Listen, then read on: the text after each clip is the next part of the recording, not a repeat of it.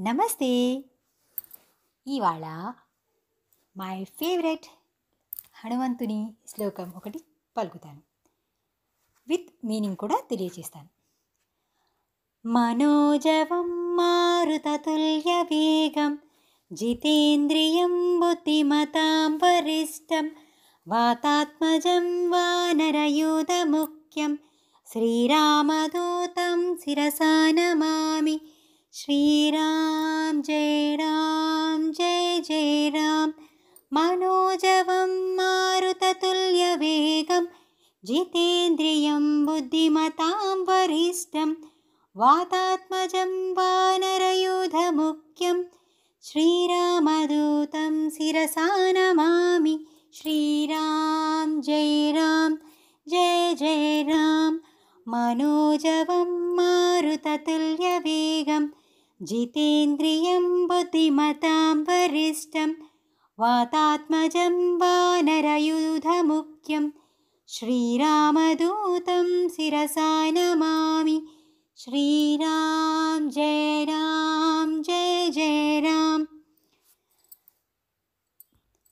ఈ చిన్న శ్లోకానికి అర్థం ఏంటంటే, మనోజవం అంటే మనస్సుతో సమానమైన వేగము కలవాడును అని.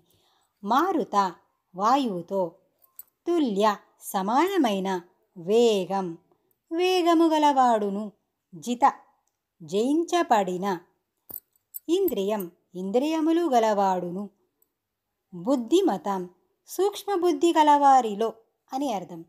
వరిష్టం అంటే మిక్కిలి శ్రేష్ఠుడు అని. వాయుదేవుని యొక్క. ఆత్మజం అంటే కుమారుడును. వానర కోతుల యొక్క. యూధ సమూహమునందు. ముఖ్యం ప్రధానుడు. శ్రీరామునికి. దూతం అంటే రాయభారము జరిపిన హనుమంతుని అని. శిరసా నమామి అంటే శిరస్సు వంచి నమస్కరించడం అండ్ శిరస్సు వంచి నమస్కారము అని కూడా అనవచ్చు. శరణమును. ప్రపద్యే అంటే పొందుచుంటిని అని అర్థం. అంటే ఈ వర్డ్స్కి మీనింగ్. భావము. హనుమంతుడు మనస్సు కంటే గాలి కంటే వేగంగా ప్రయాణం చేయగలడు. ఇంద్రియాలను జయించినవాడు. బుద్ధిమంతులలో గొప్పవాడు. వాయుదేవుని కుమారుడు. వానరసేనకు నాయకుడు. శ్రీరాముని దూత. అటువంటి హనుమంతుని శరణు కోరుచున్నాను అని వివరణ. ఇది ఆంజనేయ స్వామి శ్లోకము. ఈ శ్లోకమును చెప్పడం వల్ల మనకు ధైర్యం కలుగుతుంది, భయం ఉండదు. రోజు రాత్రి పడుకునేప్పుడు చెప్పుకునేవాళ్ళు చెప్పుకోవచ్చు. హనుమంతుని తల్లి అంజనాదేవి, తండ్రి కేసరి. వాయుదేవుని వల్ల వారు జన్మించారు. చిన్నతనంలోనే ఉదయించే సూర్యుని చూచి పండు అనుకుని తినడానికి వెళ్ళాడు. చాలా బలవంతుడు.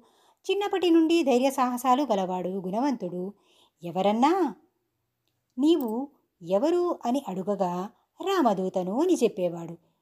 ఇన్ని గొప్ప పనులు చేసినా అన్ని రాముని ఆశీర్వాదం వలనే అని అనేవారు. మనము ఏ చిన్న పని చేసినా నేను చేశాను అని అహంకారం పడటం సహజమే కదా. అందువల్ల మనం భగవంతునికి దూరం అవుతున్నాం. నేను అనే అహంకారము వదిలినప్పుడే భగవంతునికి దగ్గరవుతాము. హనుమంతుడు ఎన్ని పనులు చేసినా వినయంగా రామదూతను అని చెప్పేవాడు. రామసేవలో ఎప్పుడూ ముందు ఉండేవాడు. అరణ్యవాసం అయిన తరువాత పట్టాభిషేకం జరిగినది. అప్పుడు రాముడు అందరకు కానుకలిస్తున్నాడు, హనుమంతునికి ఇవ్వలేదు. అప్పుడు సీత హనుమంతునికి ఏమివ్వలేదే అని అడిగినది. రాముడు అతని భక్తికి నేను ఏమివ్వగలను, నన్ను నేనే ఇచ్చుకోవాలి అన్నాడు.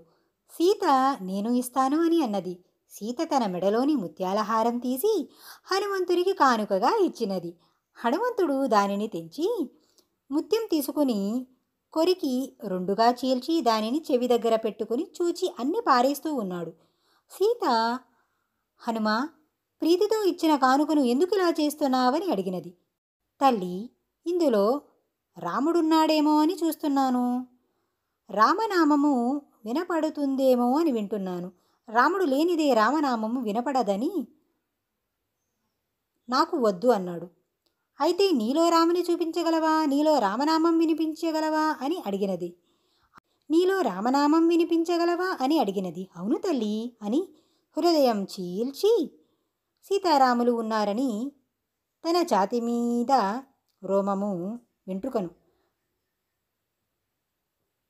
వెంట్రుకను పైకి తెచ్చి సీత చెవి దగ్గర పెట్టాడు. ఆ వెంట్రుక కూడా రామనామం పలుకుతున్నది.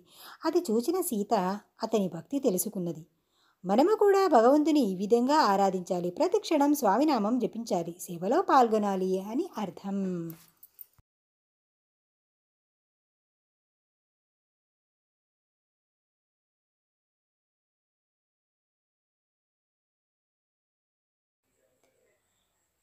ఈ కథ చివరన ఏంటి హనుమంతుల వారు పక్కన ఒక స్త్రీమూర్తి ఉంది అంటే హనుమంతుడికి వివాహమయ్యిందా?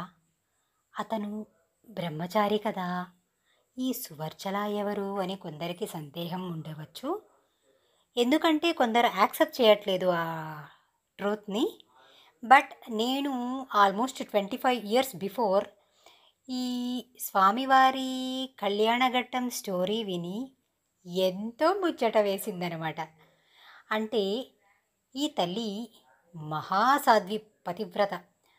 ఈవిడ జన్మ కూడా ఒక అపురూపమైనది. ఈవిడ అయోనిజ అంటే సూర్యదేవుని కుమార్తె సువర్చల దేవి. ఈవిడ సూర్యుని కిరణాలలో పవిత్రమైన తేజస్సుతో ఉద్భవించిన మాత. సో ఏ కన్నా తండ్రికైనా తన కూతురిని ఓ ఇంటిదాన్ని చేయాలి అన్న భద్రతా భావం ఉంటుంది కదా. ఆ కోణంలో సూర్యభగవానునికి కూడా ఒక దిగులు ఉండేదట. సో ఈవిడ చూస్తే మహాతపస్సంపన్నురాలు, నిత్యం ధ్యానంలో దీక్షలో ఉంటుంది. తినుని ఎలా ఒప్పించి ఎలా ఒకరి చేతిలో పెట్టాలి అన్న ధోరణిలో వెతుకుతుండగా గాడ్స్ డిస్కషన్లో హనుమంతులు వారి టాపిక్ వచ్చి ఇతనికి తగ్గ అల్లుడు ఆ మహాసాధ్వి సువర్చల మాతకు తగిన వరుడు హనుమంతుడు అని కన్ఫామ్ చేసుకుని వాళ్ళ ఇద్దరికి లోక కళ్యాణార్థం కొరకు వివాహం జరిగినది. కానీ స్వామివారి బ్రహ్మచర్యానికి ఈ తల్లి పాతివ్రత్యానికి ఎటువంటి కలంకం కలగలేదట. జయ హో సువర్చలామాత సమేత వీరాంజనేయ స్వామికి ప్రణామాలు.